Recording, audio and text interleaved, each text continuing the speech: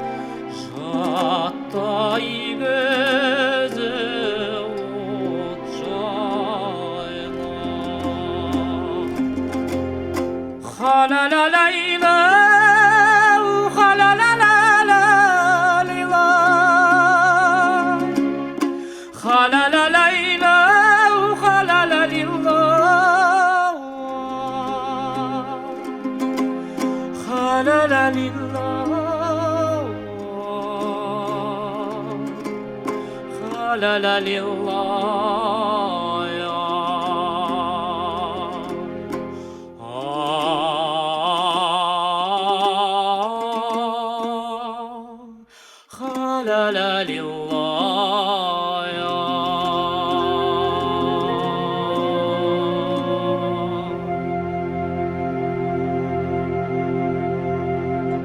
Соғыс кезінде көптеген жауынгер солдаттар сүйгендеріне хат жолдап, реті келіп жатса, сыйлықтарын да беріп кетіп жүрді.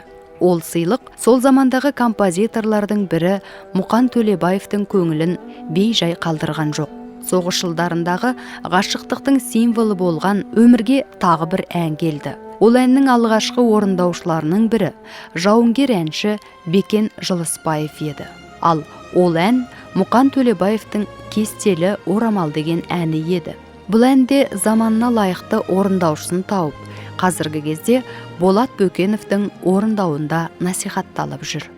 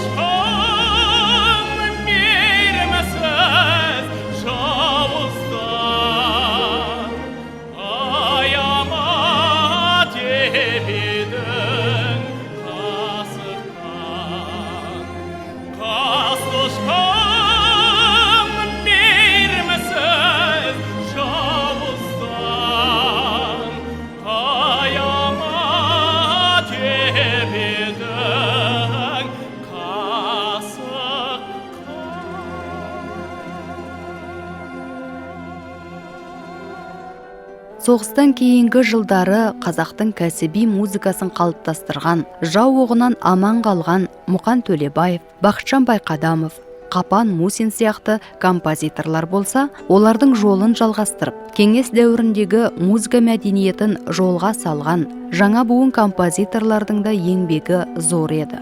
Олардың қатарында Жұбановты, Брусиловскийді, Мацуцинді, Коцикті атаса болады. Бұл композиторлардың барлығының шығармашылығында да соғыс тақырыбы берік орын алды.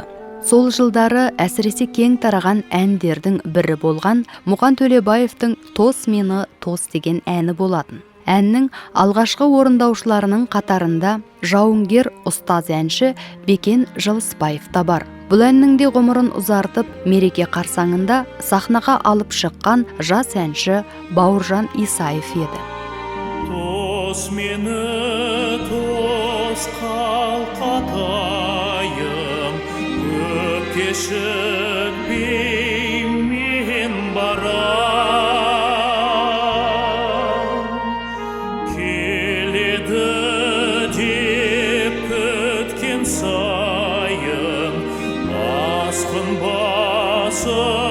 жан жарам.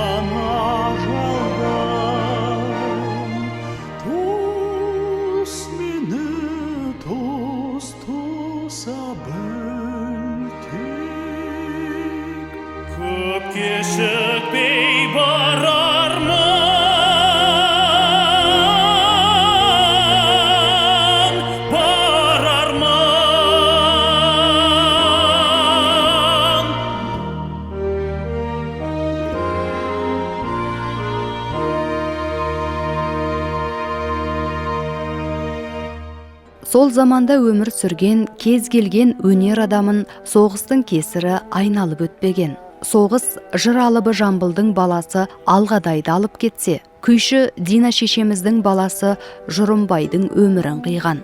100 жасаған Кенен атамыз болса өмір бойы батырларын мадақтап, соғыс тақырыбын жырлап өткен. Ал майдан шебінде концерттік бригадалармен бірге жүріп ән айтқан Роза Бағланова, Жүсіпбек Елебеков, Ғарифолла Құрманғалиев сияқты әншілердің еңбегі аса зор. Осы қатардағы әнші ақын, композиторлардың тағы бірі Қасым Аманжолов.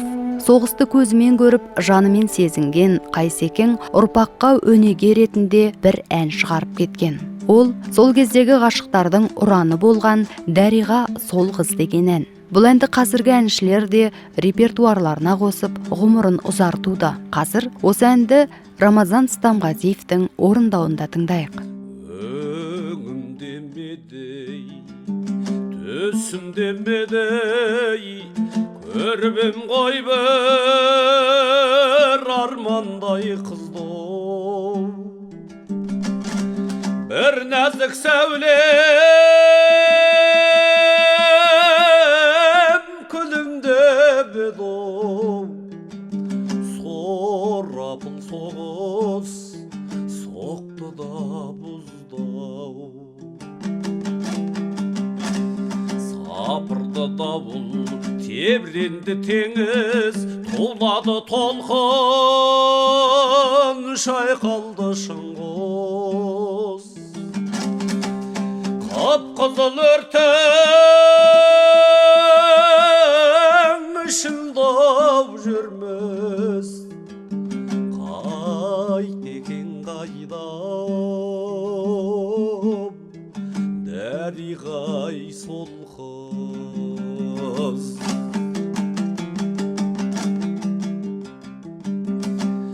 Оқ дейді келіп, қайратым кеміп, барамын сөніп,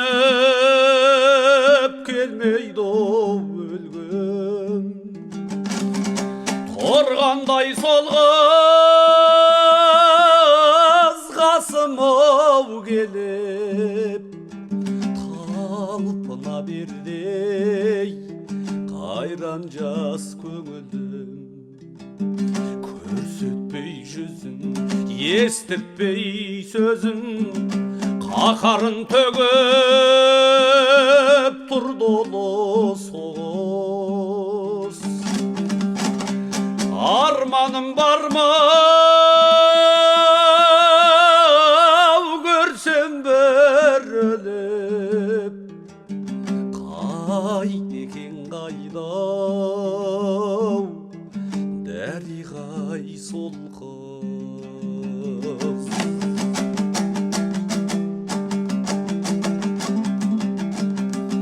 Келмейді өлгім, келмейді өлгім, қайратым қайдау, келші осындайдау. Дедім де тұрдым, жүгіре бердім, қолымдан айзау, шағылып айғай. Жеңдік қой жауды, арман не құрбым, күркіреп күндей өтті ғой соғыс. Әнімді айтып келемін қайтып, қайт екен қайдау, Дәриғай сол қыз. Өлеңімді айтып келемін қайтып, қайт екен қайдау, Дәриғай сол қыз.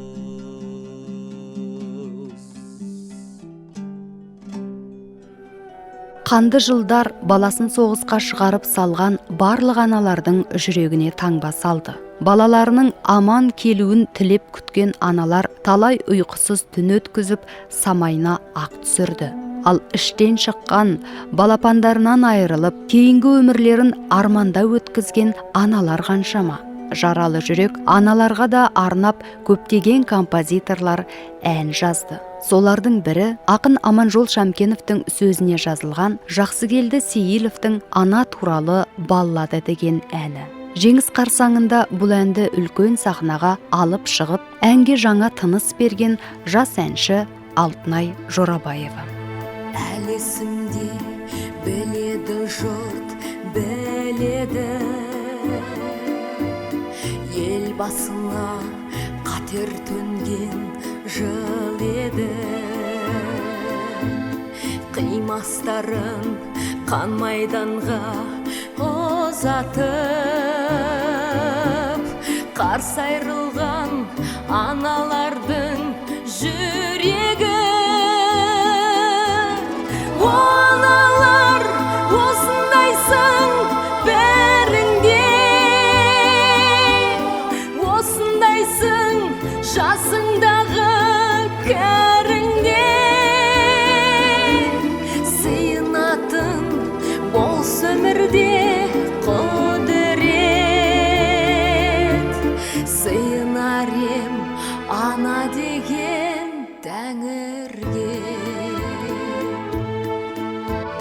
Соғыс жылып кетті үйімнің тірегін, соғыс бұзды қуанышын әреңін. Тұрды ана күйеуінен айрылып, тұрды құшып тек қан оның күрегін.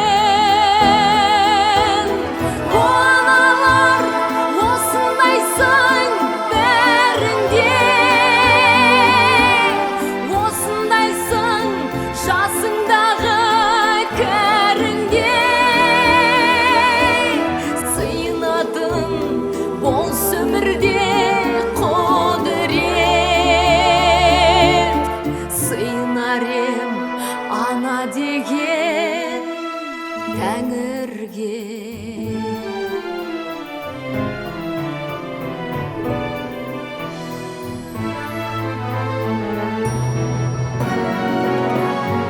Ақсұт оның өтеусіз жай қалама, борыш тоған небір дарқан данада. Тірлік сеуіп келе жатқан дүниеге, ей адамдар жол беріңдер анаға. Қымбатты радио тыңдарман қауым, бүгінгі біздің хабарымыз соғыс жылдарындағы әндер және сол кездегі өнер адамдары жайлы болды. Біз сіздерді тағы да мерекелеріңізбен құттықтап, аспандарыңыз ашық болсын деп, жан ұяларыңызға береке тілейміз. Хабарды музыкамен өңдеген Шоқан Тоғжолов, хабардың авторы және жүргізушісі Бағлан Жолдасқызы. Келесі кездескенше сау, саламат болыңыздар.